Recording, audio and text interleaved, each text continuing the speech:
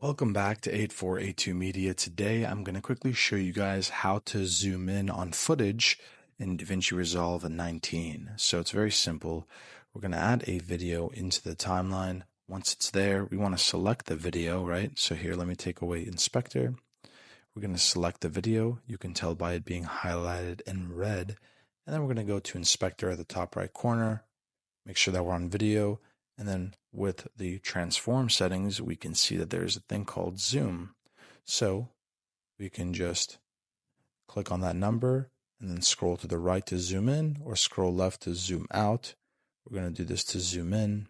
And then we can also position where the zoom in middle is going to be. And so now your footage is zoomed in.